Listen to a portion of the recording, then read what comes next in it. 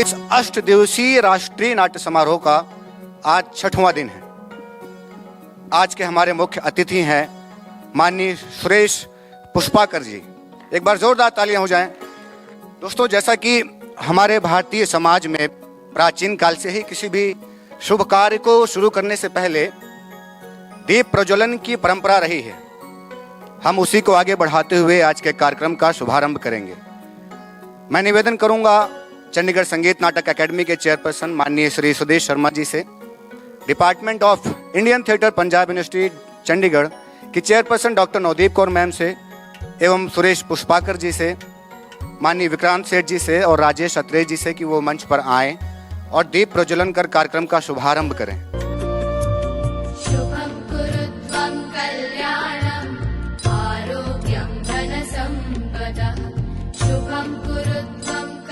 अब मैं आप सबको आज के इस नाटक से रूबरू कराना चाहूँगा, इसका परिचय देना चाहूँगा। आज का नाटक आप सभी के लिए लेकर आ रहे हैं Madhya Pradesh school of drama के थिएटर लैब के छात्र। आज का नाटक का नाम है आदि विक्रमादित्य, जो लिखा गया है दिनेश नायर जी के द्वारा, जिसे निर्देशन किया गया है टीकम जोशी सर के द्वारा। तो आज दोस्तों आप सभी के समक्ष प्रस्तुत है नाटक आदि विक्रमादित्य।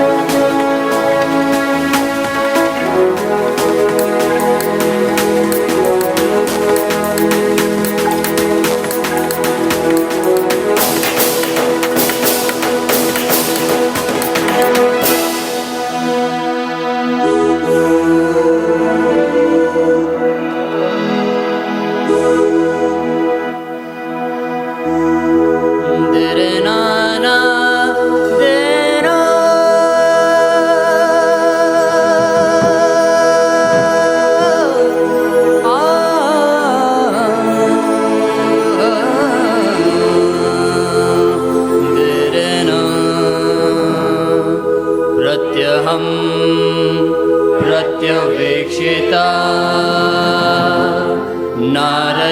नारश्चरितमात्मना किन्नु मे पशुभिस्तुल्यं किन्नु सत्यपुरुषैरेवा।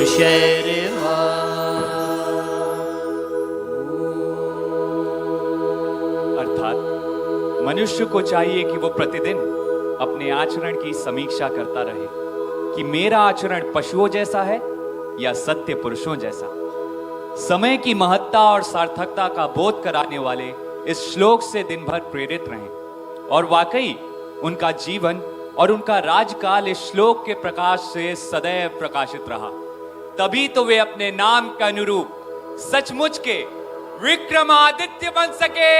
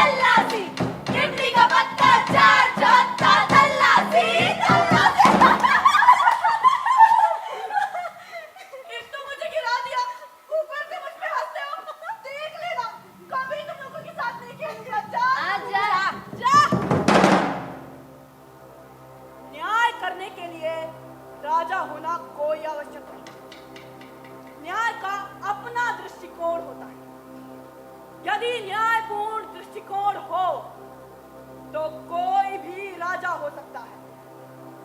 मेरे वश में होता तो राजा भोज को बुलाता और उन्हें बताता कि न्याय किसे कहते हैं। महाराज न्याय दिलाएंगे। चल हटो चपड़गंजो यहाँ से। न्याय दिलाएगा। मेरी भैंस घूम गई, दिला न्याय। हाँ, और उसकी मुर्गी घूम गई, दिला न्याय। पीछे जाके लग और अब देखते हैं कि कौन जीतता है। इमली का पत्ता चार चाहता तल्लासी तल्लासी, इमली का पत्ता चार चाहता तल्लासी तल्लासी। मैं सब समझता हूँ, जानबूझ के करते हो ना तुम लोग ये। देख लेना, अब बुलाने पे भी नहीं आऊंगा। जा रहा हूँ मैं यहाँ से। जा। मैं हूँ विक्रमादित्य। मुझसे डरने की किसी को भी कोई आवश्यकता नहीं। यदि किसी को न्याय चाहिए तो वो निसंकोच मेरे पास आ सकता है। न्याय उसे मैं दूंगा। मैं विक्रमादित्य। डराता है हमको। चल भाग यहाँ से। जा, वापस मत आना।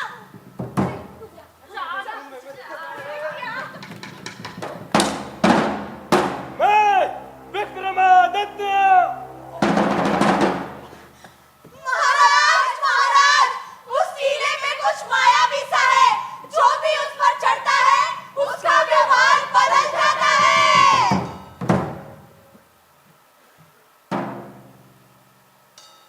अवश्य ही उस टीले की मिट्टी जादुई। उस मिट्टी के कण उसके पांव से चिपक जाते होंगे जो उससे मनचाहा कहने के लिए बाध्य करती है। नहीं नहीं, यदि ऐसा होता तो टीले के बाहर भी वैसा ही व्यवहार करता जैसा वो टीले पर करता है। तो अवश्य ही टीले के नीचे कुछ है।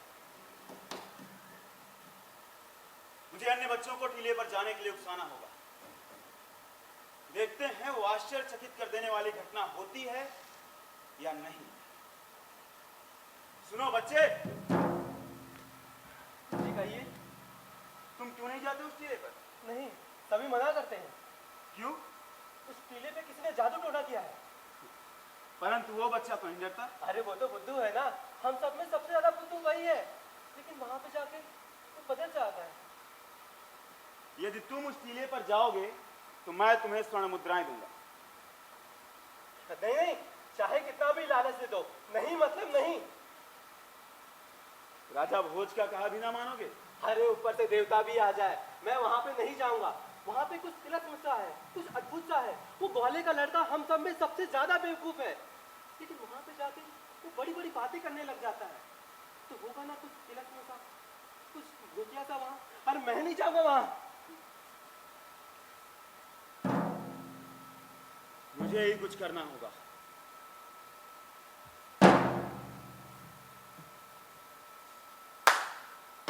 उस टीले को खोदो और देखो कि उसके नीचे क्या है। जी महाराज। इमली का पत्ता चार चाहता तल्लासी तल्लासी, इमली का पत्ता चार चाहता तल्लासी तल्लासी, इमली का पत्ता चार चाहता तल्लासी तल्लासी, इमली का पत्ता चार चाहता तल्लासी तल्लासी।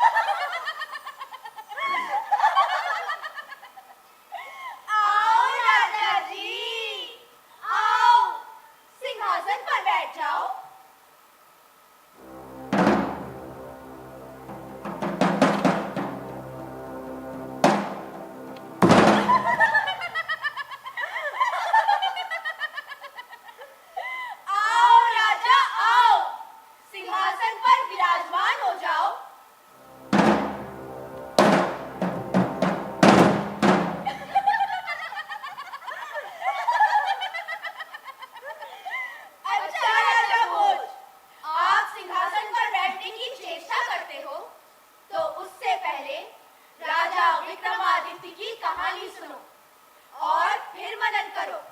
इस पर बैठ सकते हो या नहीं, मगर उससे पहले हम आपको इस सिंहासन की कहानी सुनाएंगे।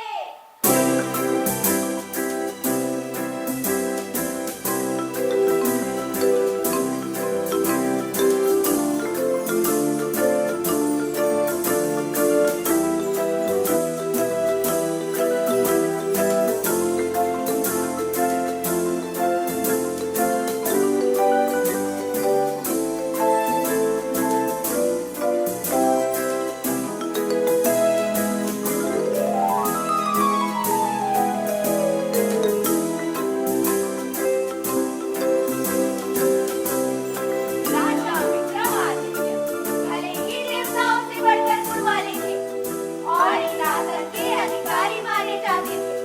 वे थे तो मानव ही मृत्युलोक में जन्म लिया था, इसीलिए एक दिन उन्होंने ही लीला त्याग दी।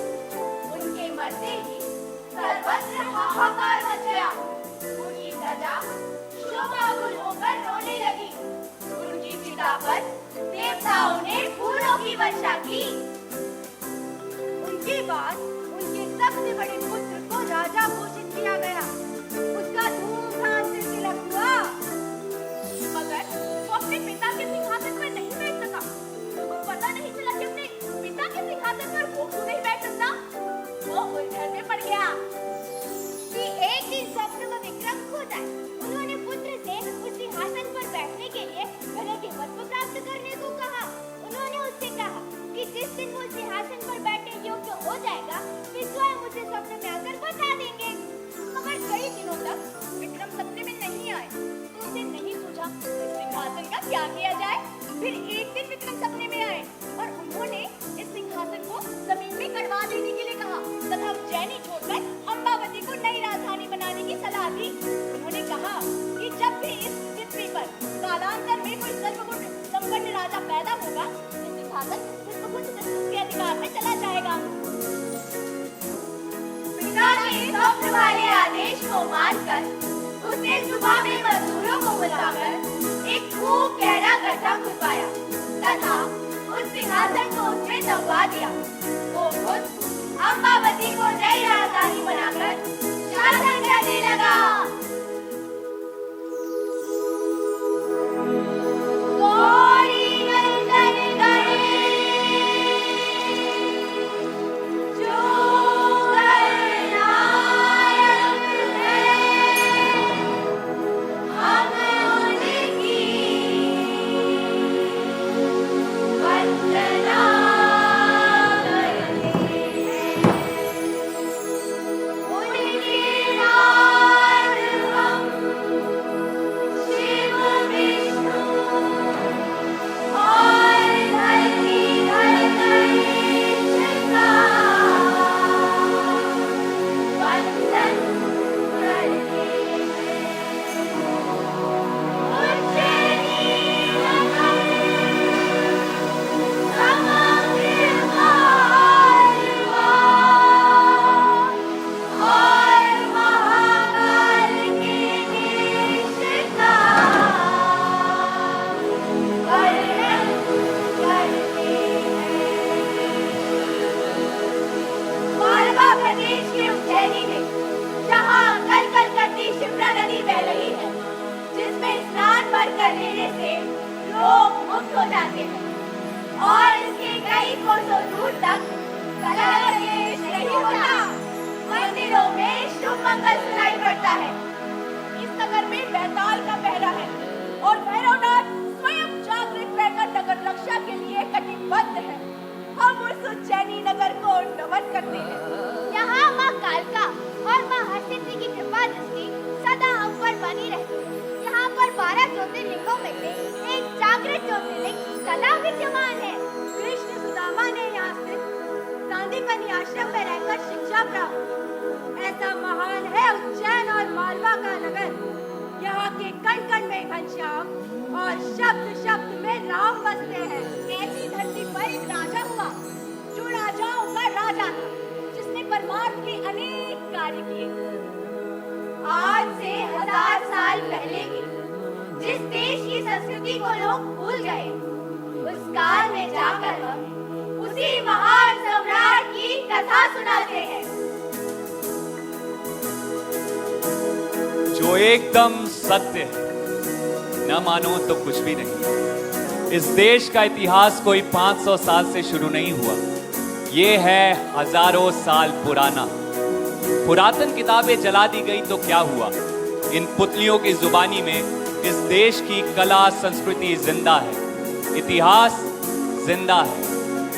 ये सिर्फ एक कहानी नहीं, इसमें पैठ है इस देश की कला संस्कृति विज्ञान, जिसे जिंदा रखा था उस महान सम्राट ने और गाड़ दिया था जमीन के नीचे एक सिंहासन के साथ, ताकि कोई खोद निकाले उस विस्मृत इतिहास को, उस इतिहास को जिसे आक्रांता खाने को उत्सुक रहे हमेशा स्वयं की धार्मिक आत्ममुक्ता के लिए, उस युग को जिसे मात्र कहानियों में दफन कर दिया गया।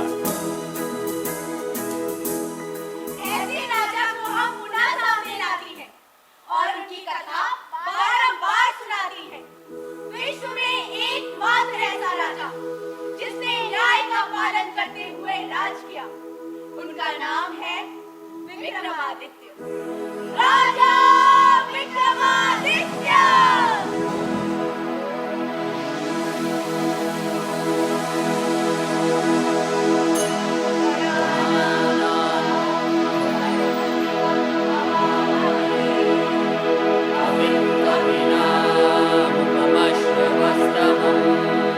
ज्येष्ठराजं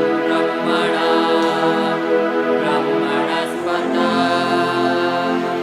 आनः शृण्वन्नोतिभिस्सीदसादनं महागणपतये नमः। इसी मालवा प्रदेश की महाकाल नगरी उज्जैनी में राजयोगी मृत्युहरण के बाद मालव मुकुट मणि महाराज विक्रमादित्य हुए। इन्हीं महापुरुषों के कारण मालव सदा यशोमय बनी रही। विक्रमादित्य थे वीर पुरुष, साहसी, जनरक्षक, देवप्रिय, शक्तिमान, न्यायप्रिय, सत्यवादी, प्रजापालक, वचनधारक। उनके दरबार में थे नवरत्न, नवरत्न कहलाने वाले 9 विद्वान, जैसे धन्वंतरी, शबरक, अमर सिंह, शंतु, भटकमारा, कालिदास, वेदांत भट्ट, वरुचि, वराहमिहिर। ऐसे महान राजा विक्रमादित्य के सिंहासन पर क्या कोई बैठ पाएगा? देश से सभी को जागृत करने वाली राजा विक्रमादित्य की कहानी हम सुनाती हैं। राजा विक्रमादित्य की जय। वीर पुरुष, साहसी, प्रजारक्षक, राजा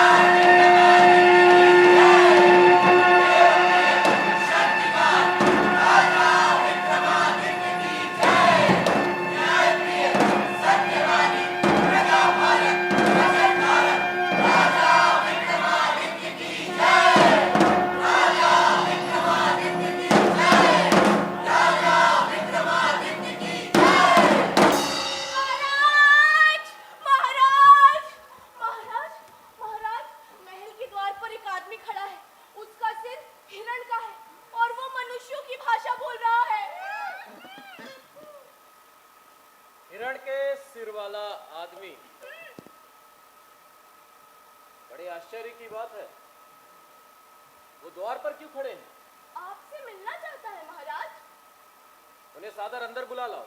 राजमहल के अंदर हिरण के सिर वाला आदमी, ये जरूर किसी भूत प्रेत का साया है।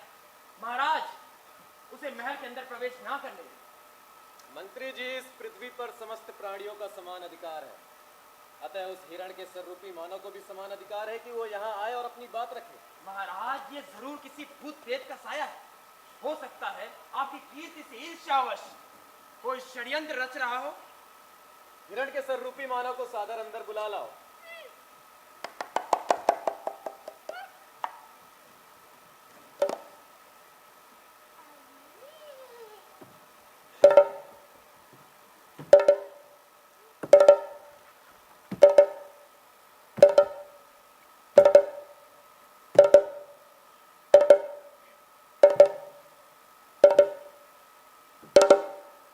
राजा विक्रमादित्य की जय। आप बोल सकते हैं। एक पशु का सिर होने के बाद भी आप मनुष्यों की भाषा बोल लेते हैं। आप मनुष्य की तरह कैसे बोल लेते हैं?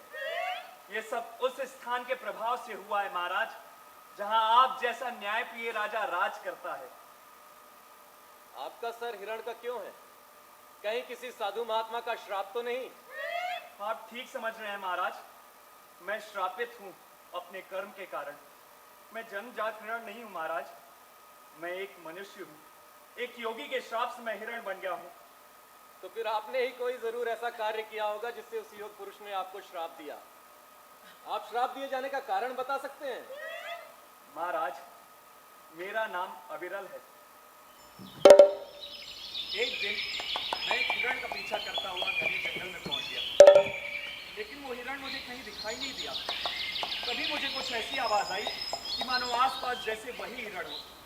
मैंने आवाज की दिशा में बाण चला दिया। जब मैं चलाए गए बाण का परिणाम देखने उस स्थान पर गया तो देखता क्या हूं, वहां एक पेड़ के नीचे एक योगी बैठे हैं और तीर उनके कान के पास से पेड़ में धंसा हुआ है। मुझे देखते ही वो क्रोधित हो गए और मुझे श्राप दिया। जिस हिरण को मारने के लिए तूने ये तीर चलाया, तू वही हिरण बन जा।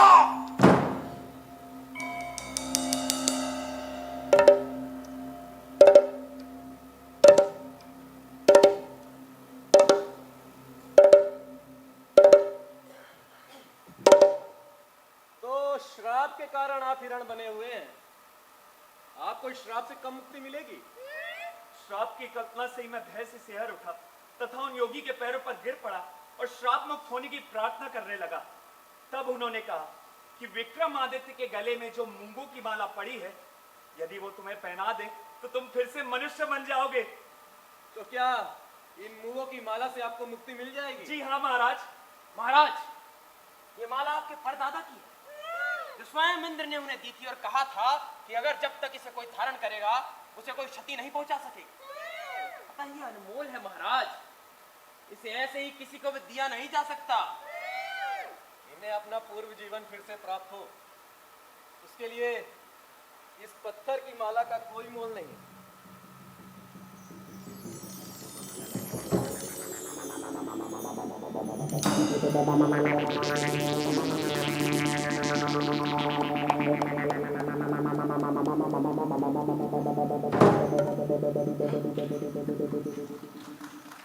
महाराज, आपकी इस दान वीरता के लिए मैं आपका ऋणी हूं। राजन, सपने में एक दिन इंद्रदेव ने मुझे दर्शन देकर कहा था कि राजा विक्रमादित्य ने अपने कर्मों से देवताओं सा स्थान प्राप्त कर लिया है तथा उनके दर्शन करने वाले को इंद्रदेव यानी देवताओं के दर्शन जैसा ही फल प्राप्त होगा। आप धन्य हैं महाराज, आप सचमुच में धन्य हैं। महाराज जी कहिए। उन योगी ने मुझे कहा था कि जब भी तुम राजा से मिलो और तुम अपने असली रूप में आते हो तो ये फल उन्हें भेंट में दे देना और कहना इसे राजकोष में जमा करवा देवे।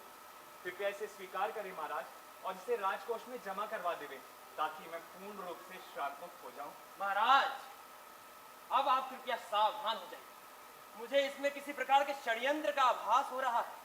मुझे इसमें कोई षड्यंत्र प्रतीत नहीं होता मंत्री जी, और प्रेम से दिया गया उपहार वापस नहीं किया जाता।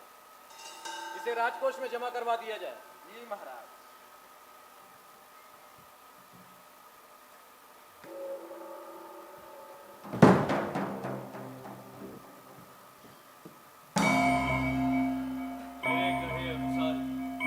तुमने सारे कार्य को साधा है ना? कार्य क्षणिक भी इधर उधर हुआ तो मंत्र सिद्ध ना हो पाए। अगर तुमने कार्य ठीक से सिद्ध नहीं किया वापस हिरण बन जाओगे। समझे? मैंने आपके कहे अनुसार ही सारे कार्य संपन्न किए, उचित राशि पर ही महल में प्रवेश किया और उन्हें वो फल दिया है। अब मुझे मुक्त कर दीजिए। तुम्हारी मुक्ति संभव नहीं है। जब तक विक्रमादित्य मेरी साधना स्थल पर नहीं आ जाता, तुम्हारी मुक्ति संभव नहीं है। अब तुम मेरे पास एक बैल के रूप में रहोगे। तुमने मुझे बाण जो मारा था, भगवान, उस दोष पर मैं आपकी दंडाज्ञा की पूर्ति कर चुका हूँ। अब ईश्वर के लिए मुझे मुक्त कर दीजिए भगवान। तुम्हारी मुक्ति संभव नहीं है। मेरी अष्ट सिद्धि हुए बिना असंभव है।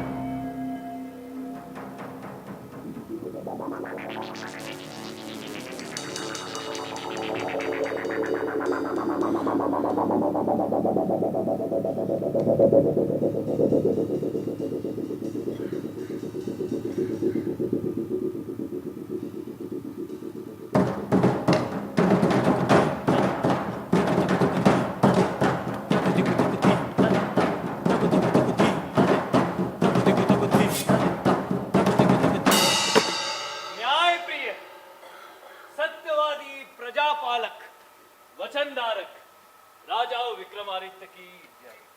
कहिए योगीराज, आपकी क्या सेवा की जाए? मेरा कोई विशेष प्रयोजन नहीं है। आपको स्मरण होगा, ऐसे ही कुछ फल एक हिरण का सिर धारण किए हुए मनुष्य ने आपको राजकोष में जमा करने के लिए दिए। मुझे स्मरण है। तो क्या आपको वो फल वापस चाहिए? कृपया आप इसे काट कर देखिए महाराज। महाराज, क्या आप उन सभी फलों को राजकोष से मंगवा सकते हैं? जी अवश्य। मंत्री जी, हमने इनके कहे अनुसार ही इनके सारे फल राजकोष में जमा करवा दिए थे। उन्हें मंगवा लीजिए। जी महाराज। योगीराज, आपके पधारने का प्रयोजन क्या है? उचित समय पर बताता हूं महाराज। महाराज, महाराज, एक एक फल के अंदर एक एक मणि है और एक एक मणि एक एक राज्य के बराबर है महाराज। हाँ मंत्री जी, इन रत्नों का मोल नहीं दिया जा सकता है। और योगीराज, आपके मन में जो इच्छा है वो प्रकट करें। महाराज, सिद्ध मंत्र, औषध, धर्म, बुरा पुत्र, बुरा भोजन, बुरी वाणी प्रकट नहीं करना चाहिए। मुझे अपनी बात एकांत में ही कहनी है।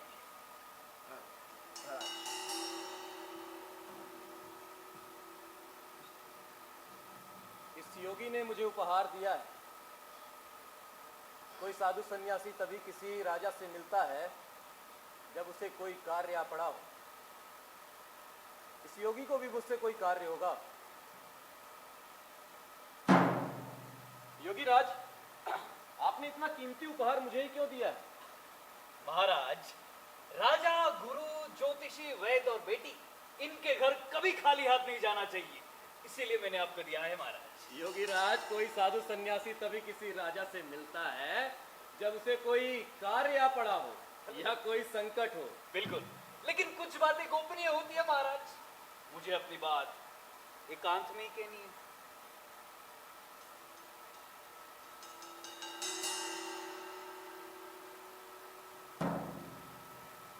आप सही कहते हैं योगीराज। गोपनीय और बुरी बातें दूसरों के सामने नहीं की जानी चाहिए। अब आप अपनी बात कह सकते हैं। महाराज, 6 कानों से सुना गया मंत्र अपनी शक्ति खो देता है, 4 कानों से सुना गया मंत्र सफल होता है, इसीलिए 6 कानों की मंत्रणा से बचना चाहिए महाराज। आप उचित कहते हैं। महाराज, मैं अष्ट सिद्धि प्राप्ति के लिए नदी के किनारे मसान में तब मैं साधना करूं। नदी के किनारे एक महा शमशान है, वहीं पर मैं मंत्र साधा। मंत्र सिद्ध हो जाने पर मेरा मनोरथ पूरा हो जाएगा। लेकिन आप जैसे धर्मनिष्ठ राजा के बिना संभव नहीं है। मंत्र सिद्ध हो जाने पर 8 महासिद्धियां प्राप्त हो जाएंगी। अणिमा, महिमा, गरिमा, लघिमा, प्राप्ति, प्राकाम्य, विशिष्ट और वशिष्ठ, 8 विभूतियां है महाराज। अब कल रात मेरे पास रहेंगे तो मेरा मनोरथ पूरा हो जाएगा। हाँ, आप कल रात हथियार बांध अकेले मेरे पास आ जाएगा। अच्छी बात है। महाराज, यहां से दक्षिण दिशा में 2 कोस की दूरी पर एक शमशान है। वहीं पर एक सिरस के पैर पर एक मुर्दा उल्टा लटका है। उसे आप जैसे धर्मनिष्ठ राजा ही ला सकते हैं। आप उसे मेरे पास लेकर आइए, तब तक मैं पूजा अर्चना करना। आप भी संतोष होकर अपने साधना स्थल पर पहुंचो। मैं अवश्य आऊंगा। महाराज,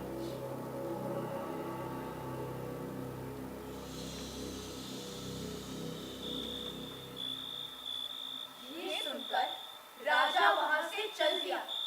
बड़ी भयंकर रात थी। चारों ओर अंधेरा फैला था। पानी बरस रहा था। भूत प्रेत शोर मचा रहे थे। सांप आकर पैरों में लिपटते थे।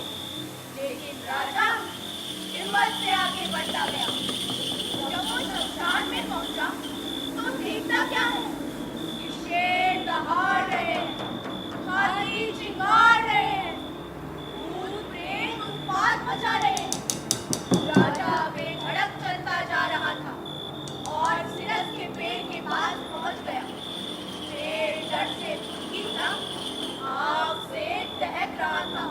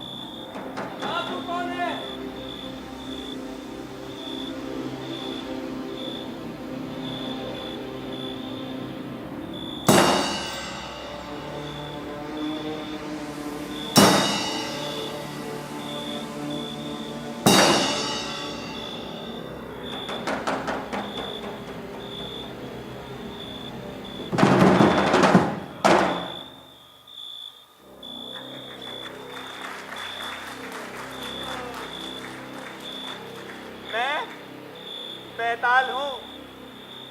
तू कौन है और मुझे कहाँ लिए जा रहा है?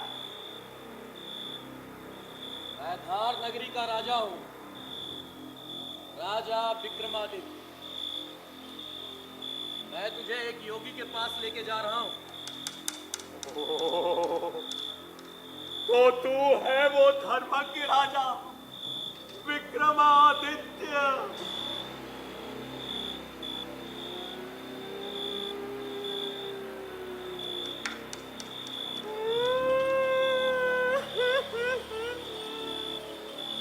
पर विक्रम, मेरी जगह तो उस पेड़ पर है ना, किसी योगी के साधना स्थान पर नहीं। वो योगी मुझे साधने के लिए आग में मिर्ची झोंकते हैं, जिससे मुझे छींक आती है, मेरी आंखें जलने लगती है। विक्रम, हाँ? इस योगी को साधना पूर्ति के लिए एक मुर्दे की आवश्यकता है। मैं उसी के पास तुझे लेके जा रहा हूँ। ठीक, मैं तेरे साथ चलूंगा, मगर मेरी एक शर्त है। अगर तू रास्ते में कुछ भी बोला तो मैं वापस उस पेड़ पर जा लटकूंगा। मुझे तेरी शर्त स्वीकार है। पंडित, चतुर और ज्ञानी, इनके दिन काव्य शास्त्र विनोद में बीतते हैं। आर्य मूर्खों के दिन नींद और कला। नम्रता के बिना स्त्री क्या, चंद्र के बिना रात्रि क्या। अच्छा होगा कि हमारा रास्ता भली बातों की चर्चा में बीत जाए, है? चल, मैं तुझे एक कहानी सुनाता हूं और कहानी के अंत में एक नीतिगत प्रश्न करूंगा। याद रहे राजा विक्रम, अगर तू प्रश्न का सही उत्तर नहीं देता तो तेरे सर के हजारों टुकड़े हो जाएंगे। चल, मैं तुझे एक कहानी सुनाता हूं।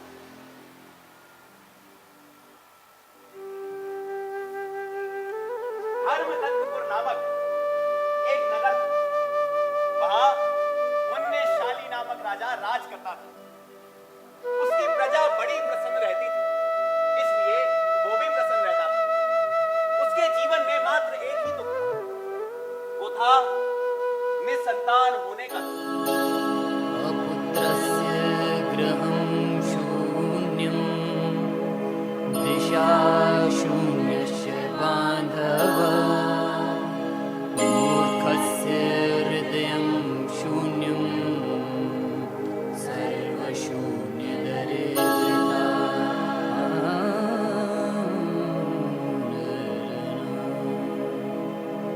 संतान प्राप्ति के लिए राजा लगातार देवी की स्तुति करता रहता था और एक दिन देवी ने उसकी सुन ली।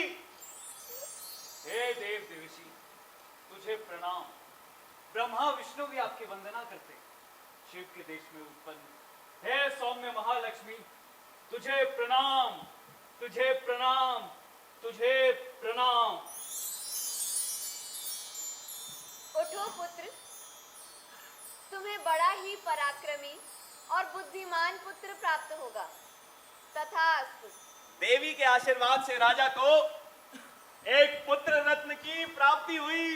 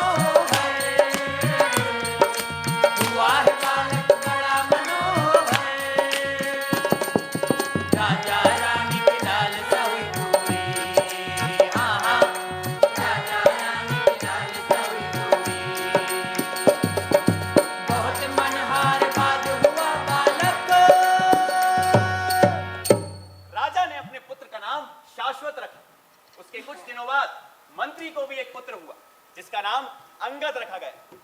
देखते देखते दोनों की मित्रता के चर्चे दिग दिगांतर में फैल गए और एक दिन शाश्वत के 21वें जन्मदिन पर दोनों मित्र उसी देवी का आशीर्वाद लेने आए।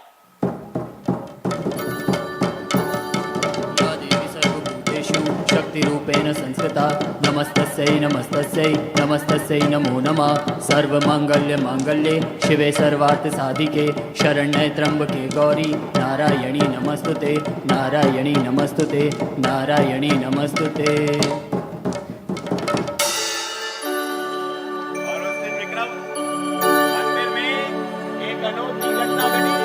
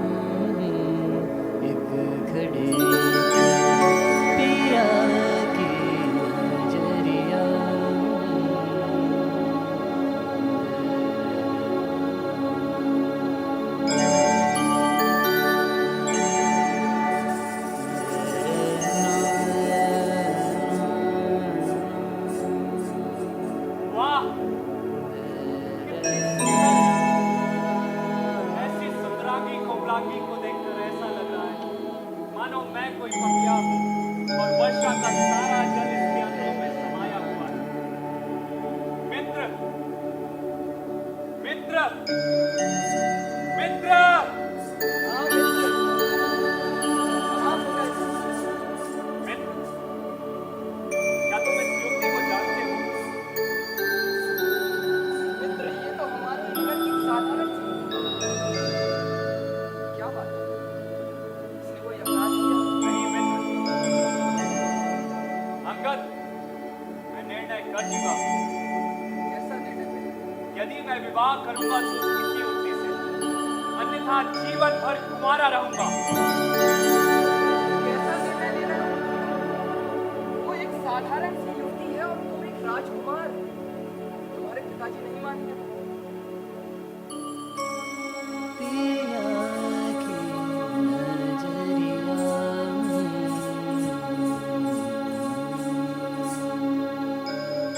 हे देवी माँ, यदि मेरा विवाह उस युवती से हो गया तो मैं अपना सिर आपके चरणों में अर्पित कर दूंगा।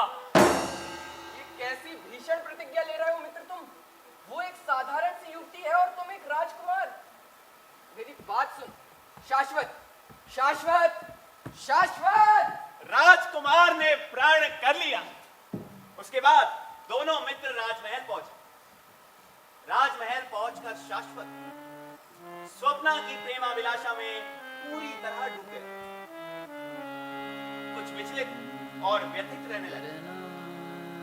पिता से पुत्र की परेशानी नहीं देखी गई और एक दिन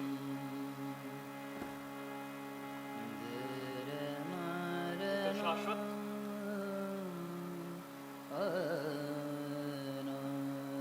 शाश्वत,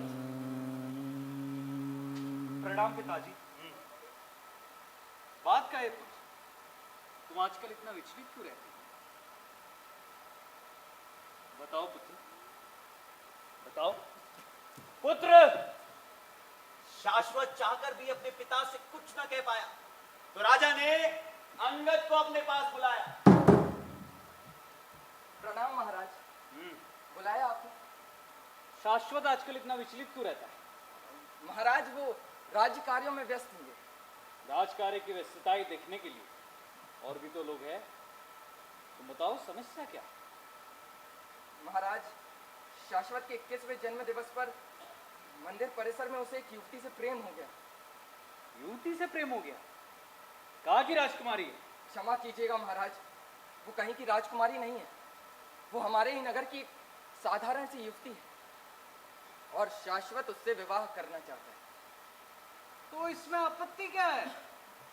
राजकुमार शाश्वत और उस कन्या स्वप्ना की विवाह की तैयारी आरंभ की जाए। जी महाराज। मंगलम भगवान विष्णु, मंगलम गरुड़ध्वज, मंगलम पुंडरीकाक्षा, मंगलाय तनो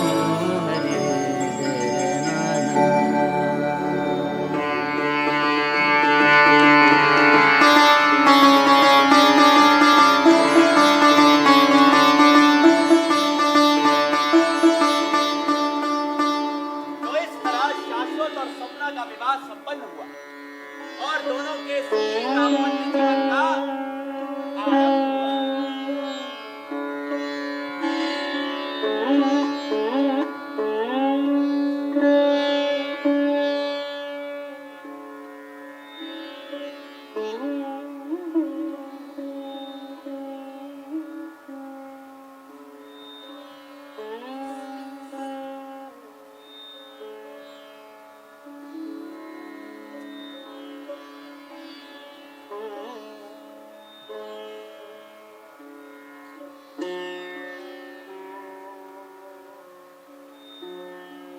स्वामी, हाँ प्रिय, मुझे मेरे मायके की बहुत याद आ रही है। क्या आप मुझे वहाँ ले चलेंगे? अभी नहीं प्रिय, कुछ समय बाद चलेंगे। चलिए ना स्वामी। अभी राज्य के बहुत से कार्य हैं स्वप्ना, कुछ समय बाद चलेंगे। राज्य के कार्य के लिए और लोग भी तो हैं। पिताजी के बाद सारा भार मुझ पर है स्वप्ना, कुछ समय बाद चलेंगे।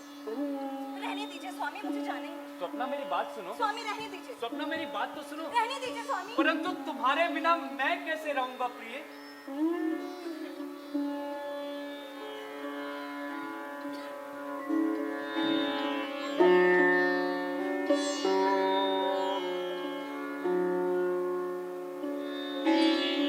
अगले दिन सुबह सुबह शाश्वत और अंगद स्वप्ना को मायके छोड़ने चले और रास्ते में शाश्वत को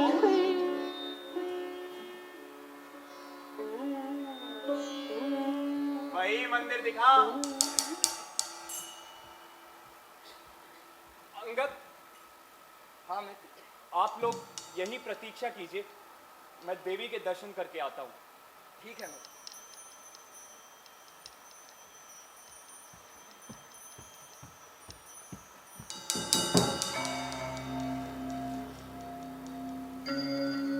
हे देवी माँ, मुझे क्षमा करना, मैं अपना लिया हुआ प्रण भूल गया था, परंतु अब मुझे वो याद आ गया है और अब मैं अपना सिर आपके चरणों में अर्पित करने में तनिक भी विलंब नहीं करूंगा।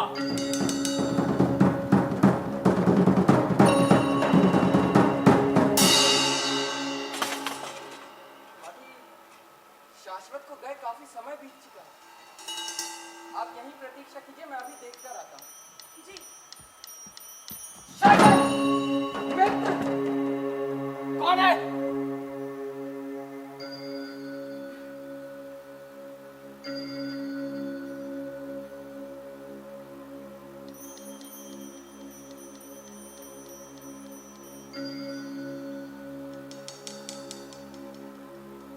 ये तो वही मंदिर है जहां शाश्वत ने अपने प्राण अर्पण करने की प्रतिज्ञा ली थी। कहीं उसी प्रतिज्ञा की परंतु अब मैं क्या करूं? मैं भाभी से जाकर ये सब नहीं कह सकता, और अगर नगर वासियों से जाकर ये सब कहूंगा तो वे मेरी बात पर विश्वास नहीं करेंगे। उन्हें तो यही लगेगा कि मैं शाश्वत की पत्नी पर मुग्ध हो गया और मैंने अपने मित्र की हत्या कर दी। नहीं मित्र, मैं अपनी मित्रता पर ये कलंक नहीं लगने दूंगा। हाँ, अब मैं भी अपने प्राण त्याग दूंगा।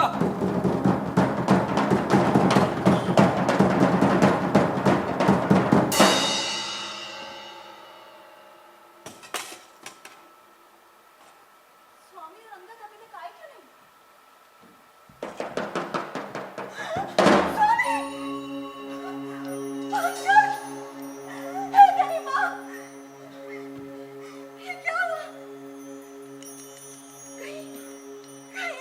दूसरे की हत्या तो नहीं कर डाली?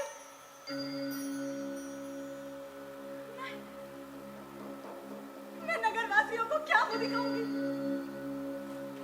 अरे लोग तो यही कहेंगे कि राजकुमारी के मुंह में राजकुमार और उसके मित्र ने एक दूसरे को मार डाला। नहीं, मैं ये गलत नहीं सह सकती। मैं अपने स्वामी से बहुत प्रेम करती हूँ। मैं उनके बिना नहीं जी सकती। मैं उनके बिना नहीं जी सकती।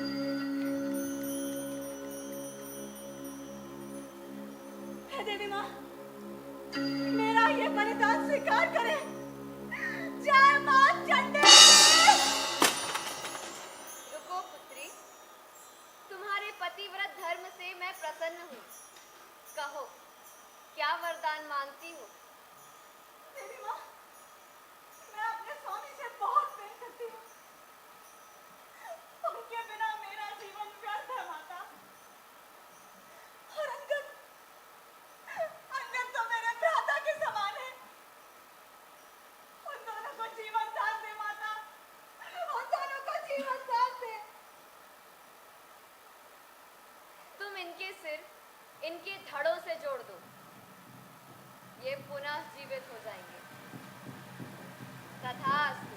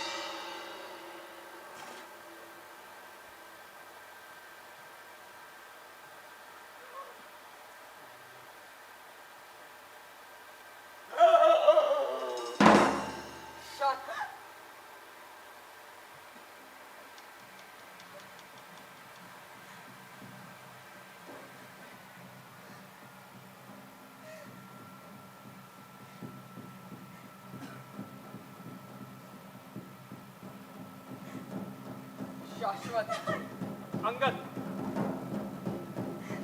अंगद शाश्वत शाश्वत अंगद अंगद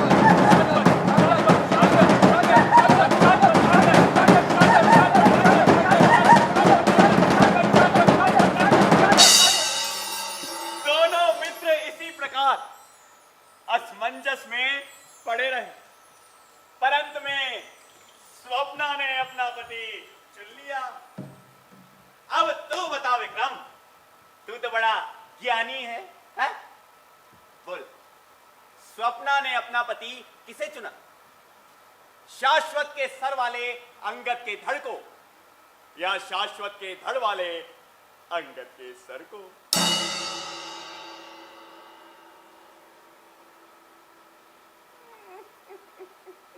बोल बोल, आराम से बोल। बैताल राजवधू ने राजकुमार के सिर जुड़े शरीर को ही अपना पति स्वीकार किया होगा। क्यों बोला? शरीर से क्या होता है बेताल? महत्व तो मस्तिष्क का होता है। मस्तिष्क से ही सोच विचार कर मनुष्य अपने रिश्ते नाते स्थापित करता है। मस्तिष्क से तो मंत्री पुत्र उसे अपनी भाभी समझता था। मस्तिष्क से तो राजकुमार उसे अपनी पत्नी बनाया था। संबंध शरीर नहीं, मस्तिष्क बनाता है बेटा। तू तो सचमुच ज्ञानी निकला विक्रम। हाँ, पर तू मेरी एक शर्त भूल गया। मैं चला।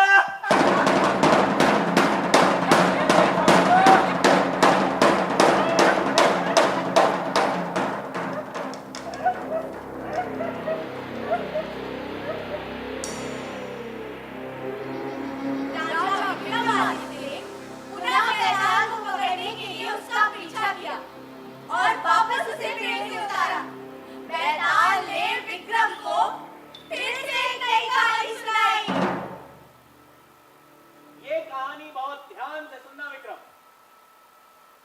वाराणसी नामक एक नगर, वहां प्रताप मुकुट नामक राजा राज करता था। उसके पुत्र का नाम मुकुट शेखर। एक दिन मुकुट शेखर अपने मित्र मंत्री पुत्र के साथ दूर शिकार पर गया।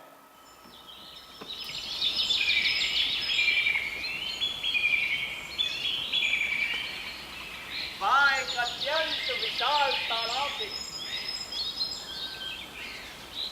तालाब हंस, बतख और चप्पों से शोभित था। तालाब के पास दोनों मित्रों ने देवी को प्रणाम किया। जब तक प्रणाम कर वापस जाते, सखियों से गिरी नायिका तालाब के पास आई।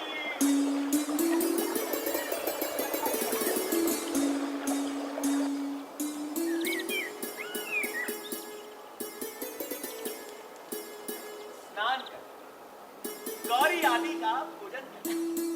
जब तक राजकुमारी वापस जाती, राजकुमारी ने राजकुमार को देखा। आपस में दोनों ने कटाक्ष से देखा। राजकुमार मोहन, शोषण, संदीपन, उन्मादन, तापनादी बाणों से हृदय भरा था। राजकुमारी ने इशारों से संकेत स्थान बताए।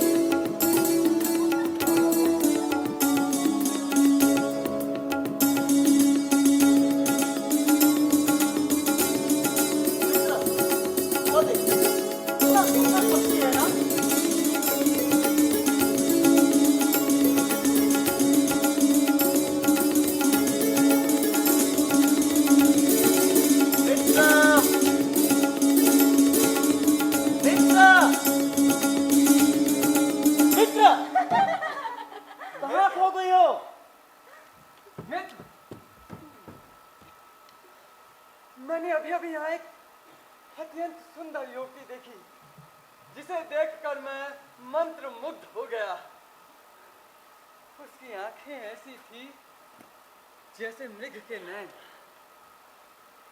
नए कोपल से उसके लाल अधर, कोमल टहनियों सी उसकी बाहें और फूल सा खिला उसका यौवन। और परंतु मित्र, मैंने उसका नाम और पता तो पूछा ही नहीं।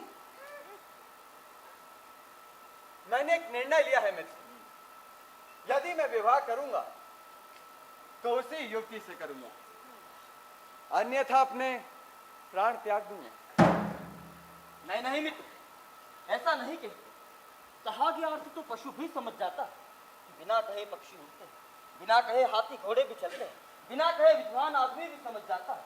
और बुद्धि तो वही है कि दूसरे के संकेत को देखकर समझ जाए, आकार से, हाव भाव से मन की गहराई को समझ जाते हैं मित्र।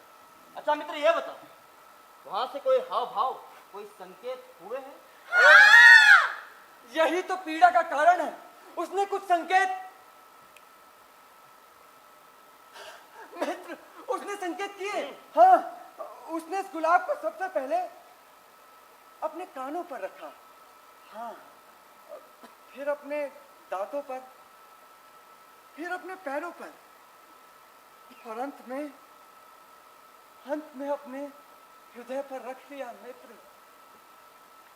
परंतु इन सब का अर्थ क्या हुआ, मुझे कुछ समझ नहीं आया। परंतु मित्र, मैं समझ गया। कान पर लगाकर कहा कि कर्ण कुब्ज नगर की, दांत पर लगाकर कहा कि दंत घातक की पुत्री, पैर पर लगाकर कहा कि पद्मावती मेरा नाम, और हृदय पर लगाकर कहा कि तुम मेरे प्राण प्रिय। सिंह के बाल, नागराज की मणि, वीर की तलवार और प्रेम के आघात से कौन बच सका है मित्र? मैं कुछ नहीं जानता, मुझे उसका नगर ले चलो। मित्र, इतने उद्विग्न क्यों हो रहे हो? चलो मित्र, आओ चले। दोनों मित्र नगर पहुंचे और वहां राजमहल के बगल में रह रही तपस्विनी से बात की।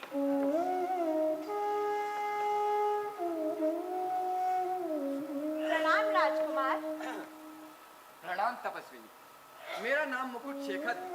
आपके राज्य की एक राजकुमारी है पद्मावती।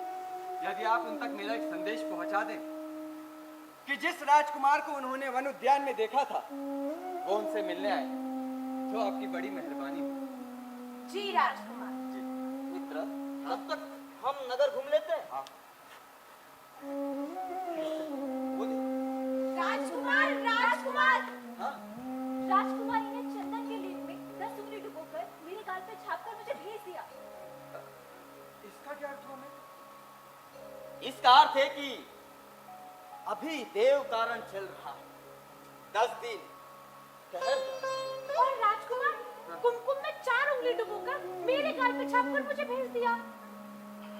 और इसका अर्थ है कि पहले दिन चांडाली, दूसरे दिन ब्रह्म घातनी, तीसरे दिन रजकी और चौथे दिन शुद्धि होती है मित्र। फिर राजकुमार हम दोनों को साथ में रस्सी से बांधकर पीछे के द्वार से भगा दिया। और इसका अर्थ? इसका अर्थ है कि आज रात राजकुमारी ने तुम्हें बुलाया है। फिर तो हमें शीघ्र ही चलना चाहिए। अब चले। अरे मित्र, इतना उद्विग्न होने की क्या बात है? चलो आओ। दोनों मित्र आधी रात को राजमहल पहुंचे और वहां राजकुमारी राजकुमार की प्रतीक्षा कर रही थी।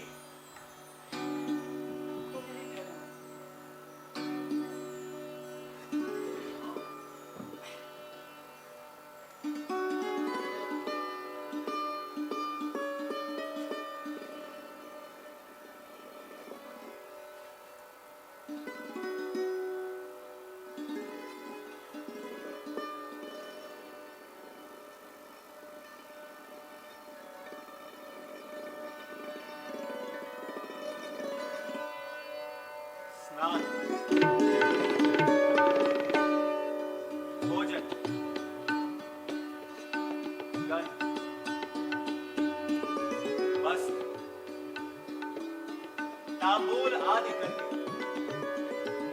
दोनों प्रेमियों के कई दिन और कई रात प्रेमालाप में बीत गए। जब अंततः दोनों को वास्तविक जग की सुध आई, तब राजकुमारी ने पूछा, हे गुरु, आपको मेरे द्वारा दिए गए संकेतों का अर्थ कैसे ज्ञात हुआ? वो मैं नहीं था प्रिय, वो तो मेरा एक प्रिय मित्र है जिसने मुझे इन सभी संकेतों के बारे में बताया। आर्य, आपका वो मित्र तो अत्यधिक बुद्धिमान जान होता है। वो तो है। आर्य, आपके उस मित्र को मैं अतिथि बनाना चाहती हूँ। अवश्य। ठहरिए।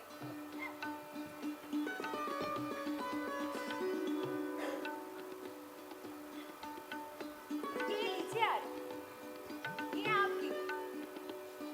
ये मेरे लिए? जी नहीं, ये आपके लिए नहीं, ये आपके उस मित्र के लिए है, मेरी ओर से भेंट। वो इन्हें पाकर बहुत प्रसन्न होगा।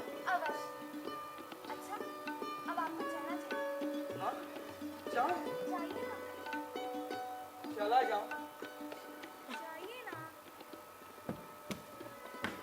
पक्का चला जाऊं? अरे, जाइए। मित्र! मित्र कहाँ रह गए? अरे मित्र, मैं ये रहा। मित्र मित्र मित्र मित्र मित्र। अरे बहुत प्रसन्न लग रहे हो। अच्छा ये बताओ, समय कैसा बीता, बातें क्या क्या हुई? बातें तो इतनी हुई कि मैं तुम्हें क्या बताऊं।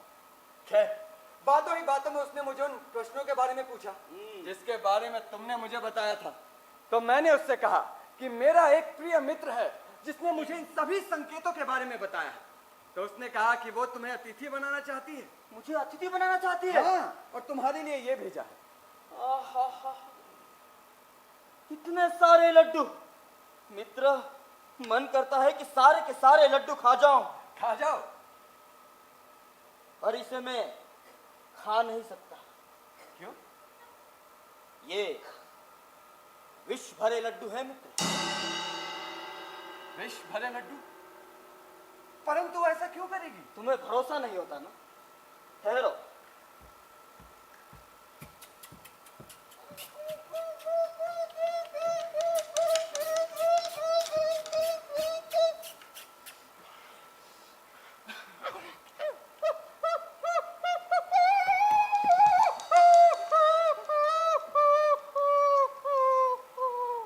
मित्र,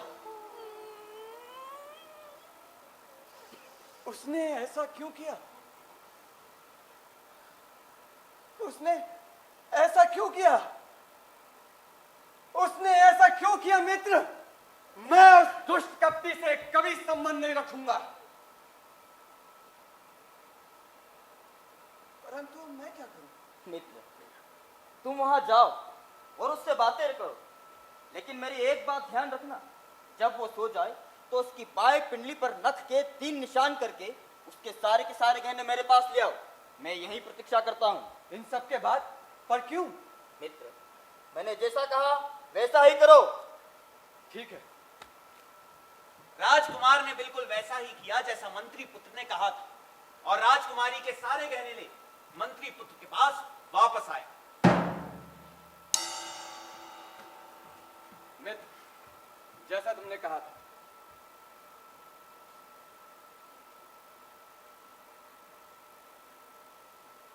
ये सारे के सारे गहने स्वर्णकार के पास ले जाओ। ठीक है। जब तक राजकुमार स्वर्णकार के पास जाता, राजमहल में हाहाकार मच गया कि राजकुमारी के गहने चोरी हो गए और पूरे नगर में चोर की खोज आरंभ हो गई। प्रणाम महोदय। इन गहनों की परख करके बताइए असली है या नहीं।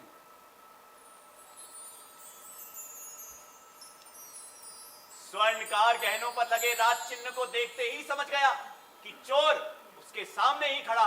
कोतवाल!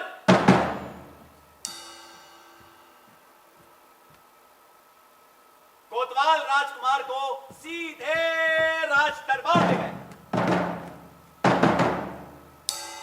महाराज की जय हो। युवक, तुम्हें ये गहने कहां से प्राप्त हुए? महाराज, ये गहने तो मुझे मेरे गुरुजी ने दिए थे, परखवाने के लिए। अच्छा, इनके गुरुजी को बुलवाया जाए। महाराज की जय। भट्टारक, तुम्हें ये गहने कहाँ से प्राप्त हुए? महाराज, 14 की रात को मैंने शाकिनी समूह बुलाया, लाल घेरा बनाकर उसकी पूजा अर्चना की। तभी मैंने देखा कि एक आदमी को फाड़ कर योगिनियां खा रही थी। तभी मैंने एक की बाएं पिंडली पर त्रिशूल का घाव किया और उसी दर से उनके सारे के सारे गहने वहीं गिर गए और वो गहने मैंने उठा लिए। ये रहे वो गहने महाराज।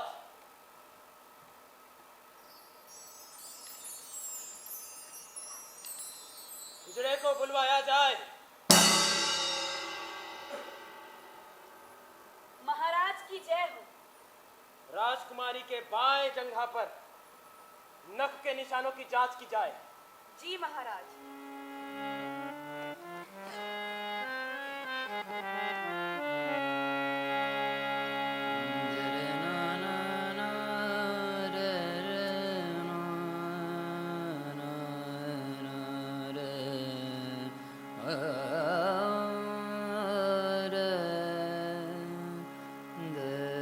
राजा के आदेश अनुसार पद्मावती के वस्त्र हटाकर निशान की जांच की गई और वैसा ही निशान उसकी बाई जांघ पर पाया गया। तो भट्टारक, इस अपराध का क्या दंड है? महाराज, ब्राह्मण, स्त्री, बच्चे, गाय व अपनी जाति के लोग जिनका अन्न खाया है और शरणागत का वध नहीं करना चाहिए। अपराध बड़ा हो तो स्त्री को त्याग देना ही उचित दंड है महाराज। तो राजकुमारी को इस नगर से बाहर कर दिया जाए।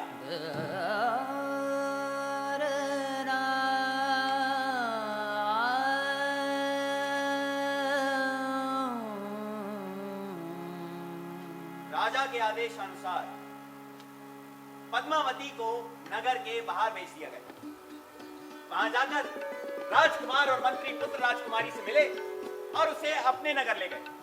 वहां जाकर राजकुमार ने राजकुमारी से विवाह कर लिया और दोनों का पारस्परिक दाम्पत्य जीवन भी खुशहाल रहा। अब तू बता विक्रम, तू तो बड़ा न्यायप्रिय है।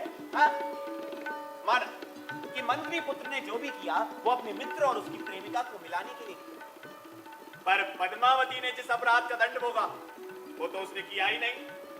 अब तू बता, असली दोषी कौन है? राजकुमार, मंत्री पुत्र या फिर राजा? बैताल, दोष ना तो राजकुमार का है, न मंत्री पुत्र का और ना ही राजकुमारी का। दोष तो राजा का है, जिसने बिना सोचे समझे राजकुमारी को दंड दिया।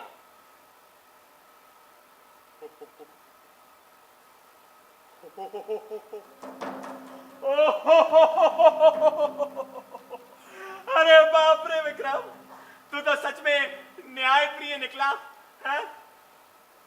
पर तू मेरी एक शर्त भूल गया। मैं चलो।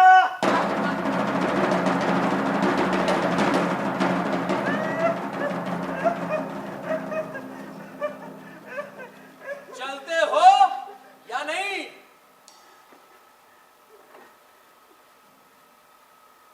तू नहीं मानेगा, मुझे योगी के पास ले जाकर ही रहेगा। चल, मैं तेरे साथ चलूंगा, मगर मेरी एक बात बहुत ध्यान से सुन।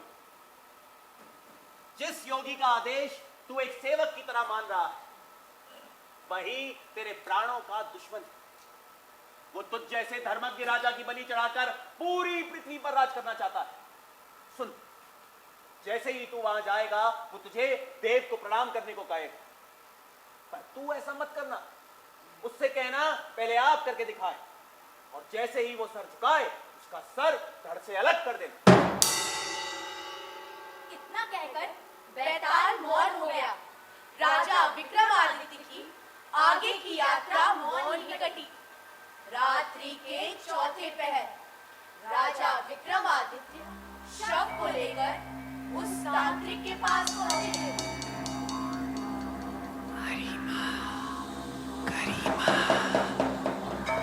बहुत रात्रि का चौथा पहर।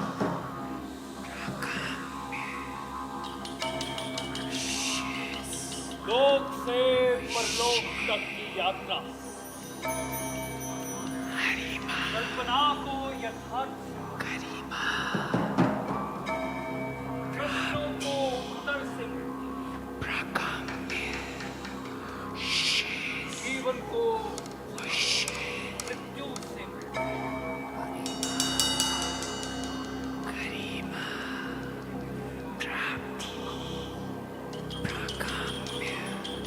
योगीराज,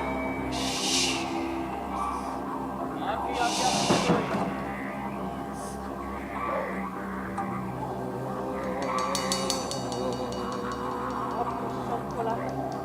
बहुत बड़ा उपकार किया। हम विश्व के सर्वश्रेष्ठ राजा हो, राजा विक्रमादित्य।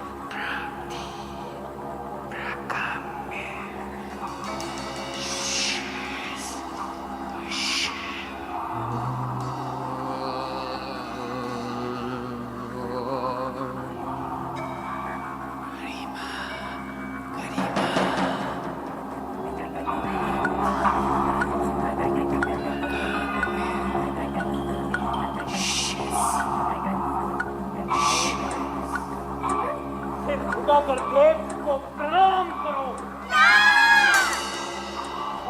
आओ, सिर झुकाकर देव को प्रणाम करो। योगीराज, मैं राजा हूँ, मैंने कभी किसी के सामने सिर नहीं झुकाया। बताएं, आप एक बार सिर झुकाकर बता दीजिए कि कैसे झुकाना है, ताकि मैं उसका अनुसरण कर सकूं।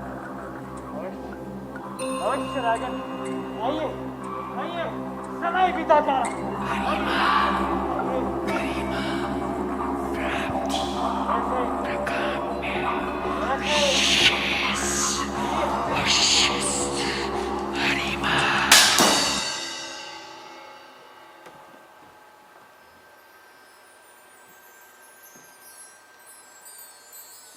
तू बहुत गुणी है विक्रम, मैं तुझसे बहुत प्रसन्न हूं। बोल, क्या वर मांगता है?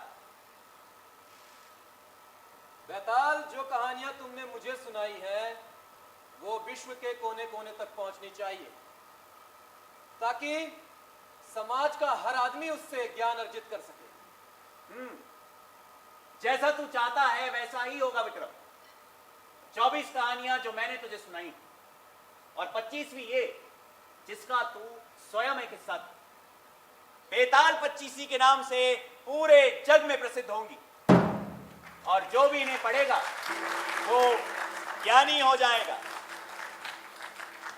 ये कहकर बैताल वहां से चला गया। उसके जाने के बाद शिवजी ने प्रकट होकर राजा विक्रमादित्य से कहा, राजन, तुमने अच्छा कार्य किया जो उस दुष्ट साधु को मार डाला। अब तुम जल्द ही सातों द्वीपों और पाताल सहित सारी पृथ्वी पर धर्म और शांति का राज्य स्थापित करोगे। तथास्तु। इसके बाद शिवजी अंतर ध्यान हो गए। काम पूरे करके राजा विक्रमादित्य शमशान से नगर में आ गए और कुछ ही दिनों में वे समस्त पृथ्वी के राजा बन गए और बहुत समय तक आनंद से राज किया। राजा विक्रमादित्य अब वृद्ध हो गए तथा उन्होंने अपने योग बल से ये भी जान लिया था कि उनका अंत अब काफी निकट है। वे राजकाज और धर्म कार्य दोनों में अपने को लगाए रखते थे।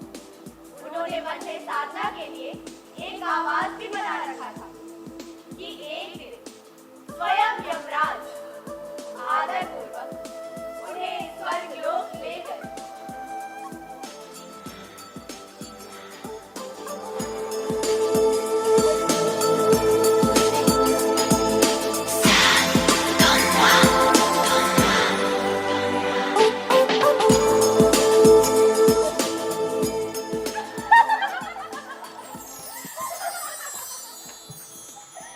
आओ राजा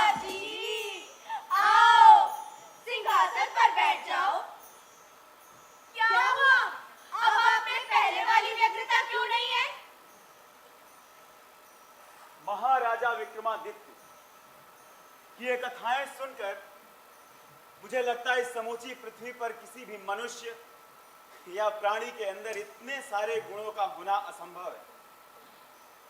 महाराजा विक्रमादित्य कोई साधारण मनुष्य नहीं थे, बल्कि वो तो देव का ही एक रूप था।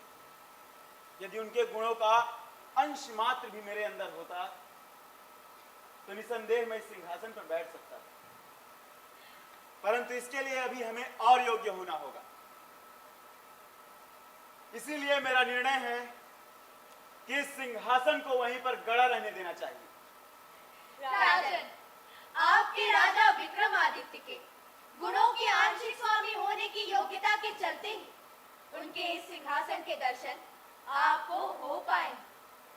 राजन, आज से इस सिंहासन की आभा भी कम पड़ जाएगी और पृथ्वी की समस्त चीजों की तरह इसे भी पुराना पड़कर नष्ट होने की प्रक्रिया से गुजरना पड़ेगा।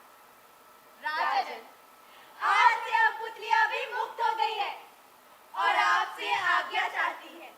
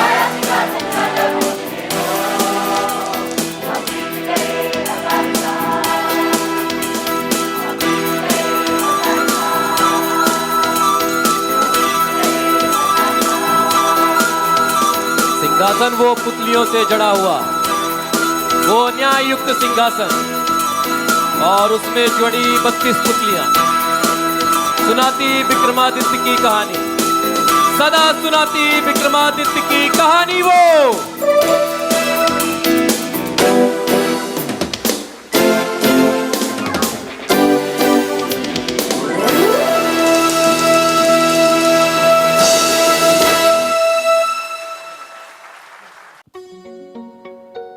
एक बार जोरदार तालियां इस नाटक के लिए, इस प्रस्तुति के लिए, इस परफॉर्मेंस के लिए। अब मैं माननीय सुदेश शर्मा जी को मंच पर बुलाना चाहूंगा और माननीय डॉक्टर नवदीप कौर मैम को कि वो हमारे अतिथि गणों को लेकर के आए और मंच पर इस नाटक के बारे में कुछ कहें। सभी को मेरा सादर नमस्कार, अभिनंदन। आज इस रंगमंच के माध्यम से जिस तरह सुदेश जी और उनकी पूरी टीम हमारी संस्कृति को एक प्रदर्शित करते हैं, एक बताते हैं आज के युवा को, वो एक अपने आप में काबिले तारीफ है। राजा विक्रमादित्य और बैताल की कहानी शायद हमने बचपन में पढ़ी है, पर उसे एक नए स्वरूप के साथ, ताकि उससे युवा भी जुड़े और हम उसे देखें अच्छे से।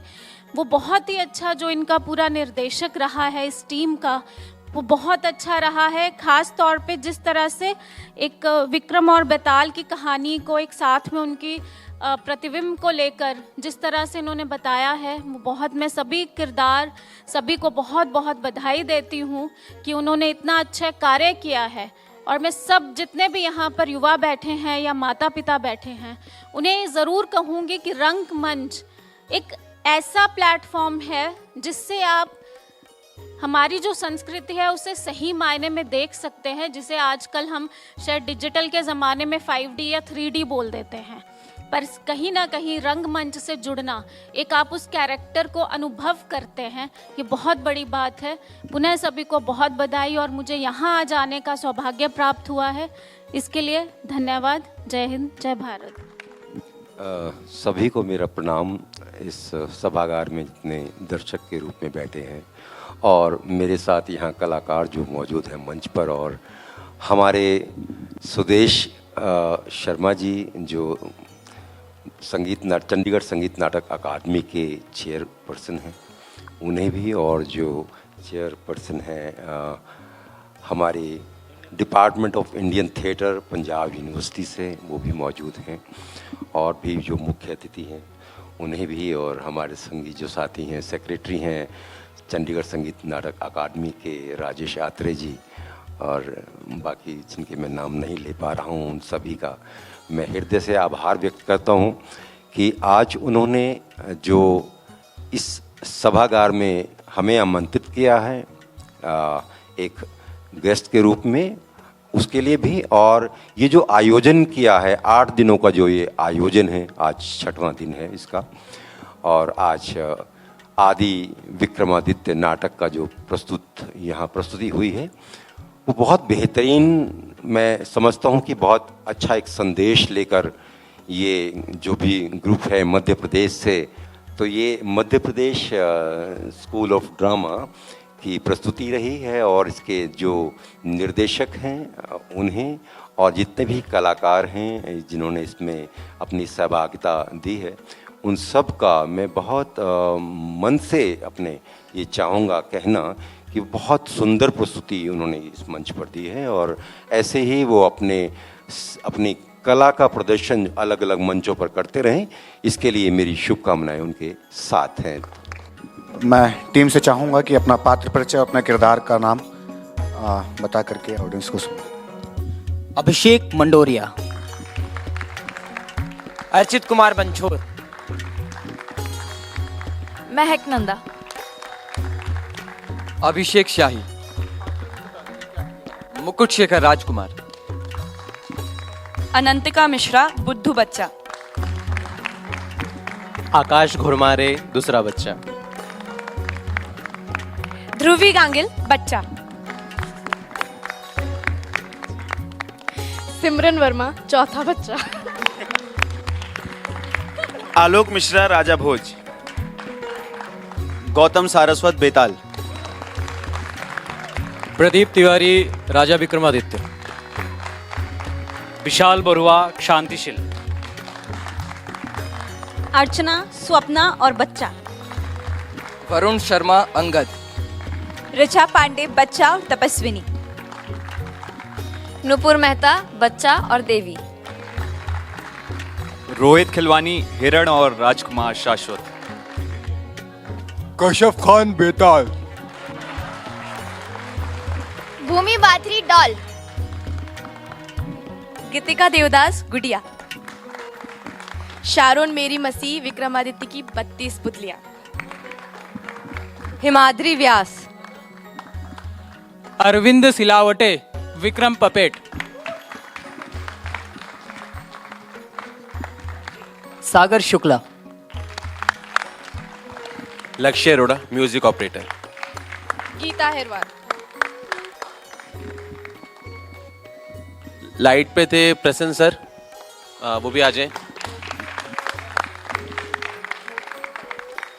और इस नाटक का निर्देशन किया है हमारे Madhya Pradesh school of drama के डायरेक्टर श्री टीकम जोशी जी ने।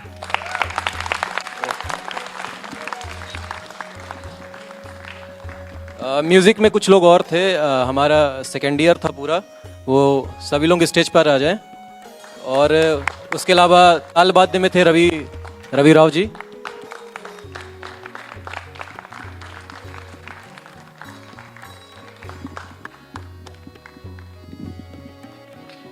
आप लोग। रोशन अवधिया। मोहित हुरमाले। प्राची चौरसिया।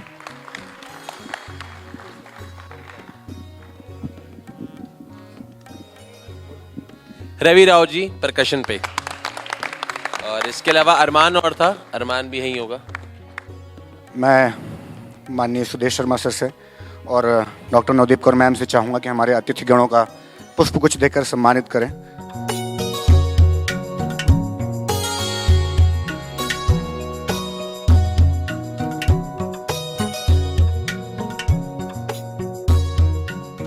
आज का प्ले बहुत अच्छा था, बहुत हम एंगेजिंग था।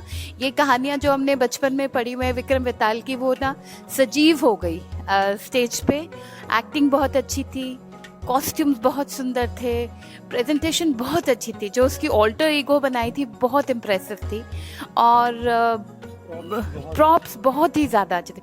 अमेजिंग था आज, बहुत हमने एंजॉय किया। Hello, so the play we watched was Vikramaditya. तो बहुत ही बेहतरीन प्ले था, और the direction was really amazing, and मुझे लगता है फॉर द आर्टिस्ट ऑल्सो बहुत ही अमेजिंग था, because specially the puppet work was जो चैलेंजिंग, लेकिन उन्होंने बहुत बेहतरीन निभाया। ऑफ कोर्स अदाकारी तो बेहतरीन थी। So absolutely loved and enjoyed every bit of it. नमस्कार। आज जो रंगमंच के माध्यम से मध्य प्रदेश की टीम ने जो आदि विक्रमादित्य का एक प्रदर्शनी, एक नाटक किया, वो अपने आप में एक काबिल तारीफ़ है, क्योंकि उन्होंने मॉडर्न और ट्रेडिशनल को दोनों को उसमें जोड़ा, ताकि एक जुड़ाव बना रहे, लोग उससे जुड़े रहें। जैसे पुतलियों के माध्यम से, या जो उन्होंने विक्रम और बेताल का एक प्रतिबिंब बनाया, तो वो बहुत ही अच्छा लगा। और हमारी संस्कृति को जानना आज के युवा के लिए उतना ही अनिवार्य है कि शायद जितना हम अपनी बाकी पढ़ाई करते हैं या हम टेक्नोलॉजी को सुनते हैं। नमस्ते, मेरा नाम प्रदीप तिवारी है और मैं Madhya Pradesh school of drama के लैब का छात्र हूँ। और आज हमने यहाँ पे आदि विक्रमादित्य प्रस्तुत किया है, जिसके निर्देशक रहे हैं श्री टीकम जोशी। ये नाटक आदि विक्रमादित्य के जीवन के ऊपर है और बेताल पच्चीसी जो एक कहानी है उसके ऊपर आधारित है। इस नाटक को करते हुए हमें पहली बात तो आज हमारे डायरेक्टर यहाँ पे हमारे बीच में है नहीं, तो थोड़ा एक नर्वसनेस तो थी ही, लेकिन शो बहुत अच्छा हुआ। और मैं सभी आयोजक मंडल को बहुत ज़्यादा बधाइयाँ देना चाहता हूँ, जैसे CSNA, चंडीगढ़ संगीत नाटक एकेडमी, और साथ में पंजाब यूनिवर्सिटी जहाँ हम ठहरे हुए हैं, जिन्होंने हमारे रुकने वगैरह की व्यवस्थाएं करके रखी हैं। इन सभी को मैं सभी को धन्यवाद देना चाहता हूँ। और बहुत मज़ा आ रहा है यहाँ पे इस फेस्टिवल में, रंग प्रयोग नाट्य समारोह में। ज़्यादा से ज़्यादा दर्शकों से निवेदन करूँगा कि वो आएँ और नाटक का मज़ा लें।